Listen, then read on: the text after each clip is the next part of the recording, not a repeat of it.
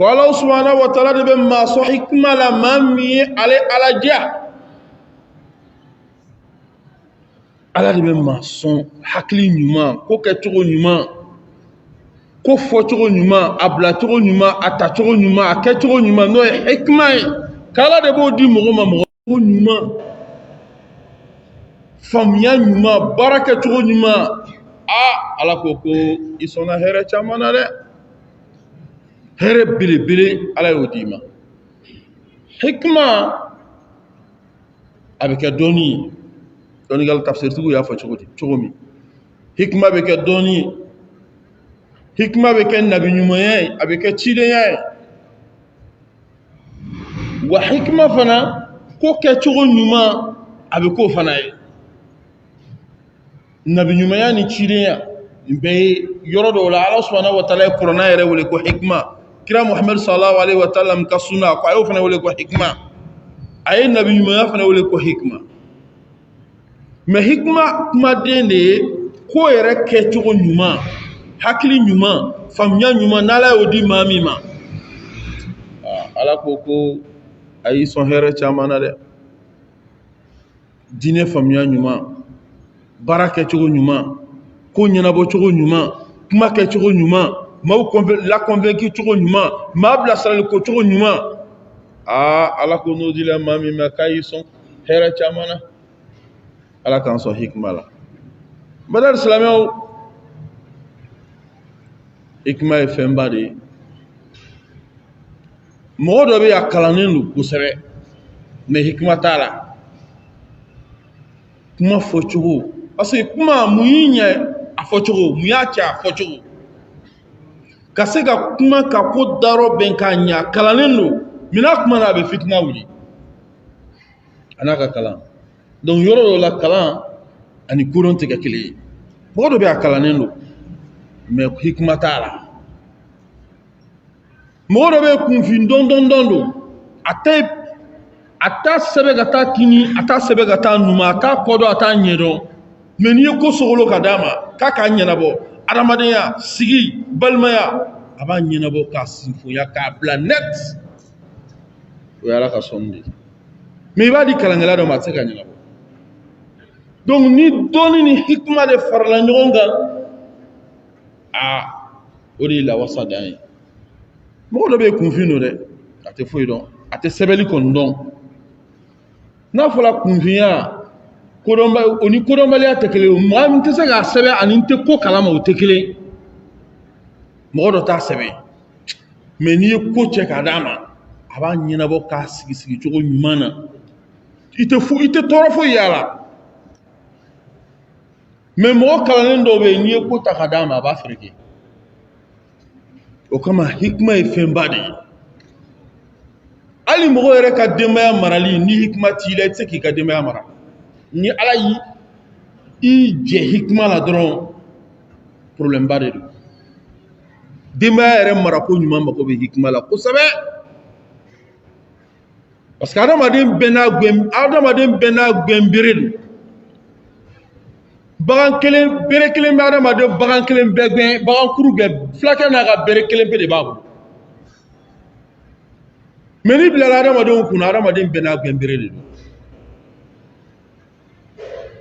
adamaden bena gwembiril do ibe mo minu kuna u ka lahlaya ka nyini ka don ka famia mo do be ni kuma na fe jamala dron c'est fini à tout kokelinge mais mo do be ni kuma na fe jamala ten man ko fe mo do be ni be fe ka fera ma ali dewna wal may musowla du ta fe bes no le ibati wule ka sigi karsa ni ke horonya la islam yala te furudo ni te balma do kana soni ma so nga fo jamala o ni ti ya fo jamala peut-être ibena lamalo ya ikana ni ke ni damandila ni te here ni yo fo ale kile na kile du klafe ate sego ka bada o ko kele ale to kai mais mo do be ni ma fo ay jamala ta dabla mo lo bal do be bo ta basakli chia e benene na do ni yen ke karsa na na la dora ka be fewlina ale be stra fedroni ma la mo soli ale te sra woni ala mo soli ta ale ka kula ale mo do ta ala mo soli mo way na ya ke ro mi ba wulala yi no kala te sra o mo go de bi mais dɔ bɛ yen n'i y'a wuli a la dɔrɔn i bɛ ko bɛɛ tiɲɛ. Donc hikma n'Ala y'i sɔn hali i ka mɔgɔw marali la a b'a nɔgɔya minɛ. Hikma ye fɛnba ye n'Ala ye kodɔn d'i ma. O kama Ali ibn Abi Talib adarila karamallahu wajha radiyallahu ta'ala anhu a ko a ye adamadenw kunnafoni fɛn na u bɛ min faamu. N'i bɛ kuma adamadenw ye adamadenw ka dɔnniya sera min ma u ka faamuya sera min ma k'i ka k'o kunnafoni di. K'aw kana a to ka fɛn fɔ adamadenw ye min b'a to n'u bɛ Ala n'a ka ciden nkalontigɛya. Ni hadisa in bɛ Bukhari kɔnɔ n'i bɛ kuma mɔgɔw fɛ i bɛ kuma u fɛ u ka faamuya degré. Mais kuma bɛ kuma la n'i barila k'a cu mɔgɔ dɔw kan u b'a kɛ u bɛ Ala n'a ka ciden u b'a nkalontigɛya parce que a faamuya t'ale la. Mɔgɔ min bɛ classe 3 la n'i taara 9e leçon k'o kun a b'a faamu wa? Classe 3 de e taara 9e leçon de k'o kun est-ce que a b'a faamu? A t'a faamu. Donc i b'a tɔ bɛɛ ferege. Mais au fur et à mesure a bɛ taa dɔɔni a hakili bɛ se ka min ta i b'o d'a ma dɔɔni hakili bɛ mɔ a b'a faamu a b'a woloma dɔw ɲɔgɔn na. O kama kuma bɛ n'a fɔyɔrɔ kuma bɛ n'a fɔtuma. Kuma ka gɛlɛn kosɛbɛ. Fɛn dɔ bɛ yen tiɲɛ don kisɛ don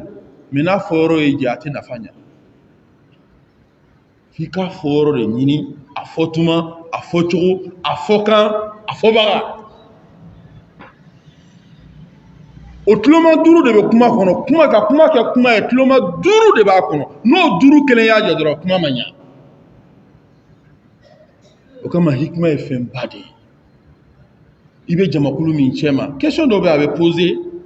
n'i y'a jaabi jama na a bɛ nafa ɲa mais question dɔ bɛ yen n'a poseli kun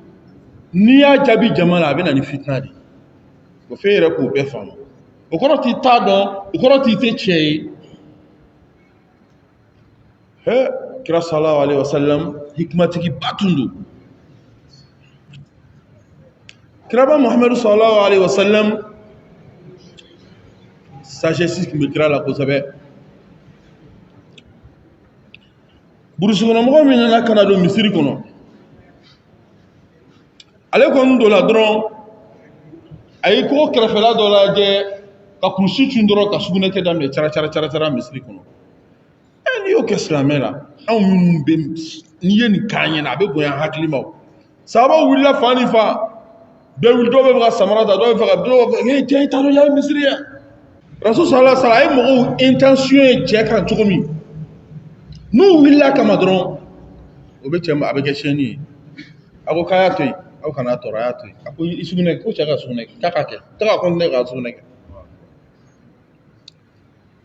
O yɔrɔ bɛ cɛ y'a ka sugunɛ kɛ cara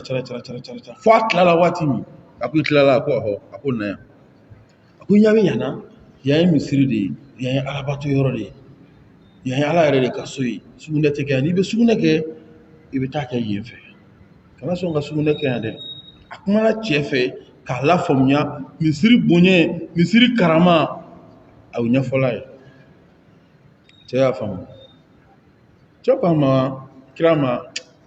a ko i ta de ye tiɲɛ ye. A ko sugunɛkɛ bɛ na ko tɛ sugunɛ kɛ ko maa a bɛ fɛ sugunɛ ka jan na wa. A ko non e ta de ye tiɲɛ ye. A sɔrɔla k'i tɛgɛ jan a ko ala i ka hinɛ ne ni Mahamadu la nin tɔ ninnu i kana hinɛ olu si la. A sɔrɔla ka sahabaw wele ko sahabaw kana u nana a ko k'a ye taa palan fa kana na jurufilen fa dɔw fa kana n'a ye a nana bɔn o nɔ in na parce que olu tun bɛ seli cɛncɛn de tun bɛ misiri kɔnɔ waati o yɔrɔ bɛ a sanuya la. Bon a ko sahabaw ma a ye nin min ye n ye cɛ to yen a ye sugunɛ kɛ a tilalen kɔfɛ n y'a la faamuya mais aw tun wulila kama cogo min n'aw tun nana o position na fɛn fila n'a ye cɛ gosi a b'a blessé. Bon cɛ ye sugunɛ engagé ka ban n'aw wulila nɔfɛ a n'a sugunɛ de bɛ yala yala misiri kɔnɔ a tɛna misiri bɛɛ kɛ ɲɛgɛnɛ ji ya mais sisan a y'a bɛɛ kɛ yɔrɔ kelen jurufilen ɲɛ kelen bɔnna k'a saniya la nin wa misiri bɛɛ ka kɛ sugunɛ ji ye. Mais kira ko burusi kɔnɔ mɔgɔ e cɛ e fana ka na yan nana k'i fana ye min fɔ k'i fana ka kuma in ma ɲɛ dɛ ala ka nɛɛma yiriwalen don ne ni e fila pe ala ka nɛɛma k'anw fila ye a ka nin tɔ bɛɛ to yen ala ka nɛɛma ka bon an ma koyi i ye fɛnba kurun koyi donc i kan ka fɔ de ala ka nɛɛma k'an bɛɛ ye ala ka hinɛ an bɛɛ la mais i kana dannen di fila ma donc a ye bɛɛ la faamuya a ta kɛcogo ɲuman na donc kira sallallahu alaihi wa sallam dɔ de bɛ fɛ ka kuma donc kira sallallahu alaihi wa sallam hikimatigiba don donc n'o sagesse y'i jɛ i bɛ tiɲɛni de kɛ